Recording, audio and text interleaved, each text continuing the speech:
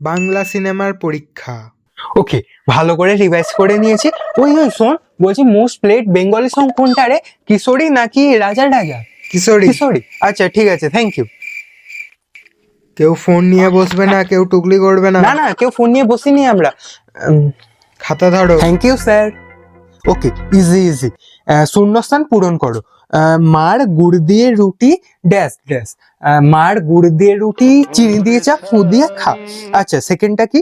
Dash আড়ালে dash পাওয়া যায়, কিন্তু ড্যাশ আড়ালে ড্যাশ পাওয়া যায় না। সহজ সহজ। হ্যাঁ, বউ হারালে বউ পাওয়া যায়, কিন্তু মা হারালে মা পাওয়া যায় না। ওকে, সহজ। দেবে চাঁদের পাহাড় মুভিতে দেবের নাম কি ছিল?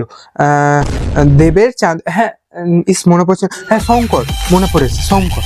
আচ্ছা, এক কাজ করি, 10 নম্বরের কোশ্চেন গুলো আগে করে নি। কি?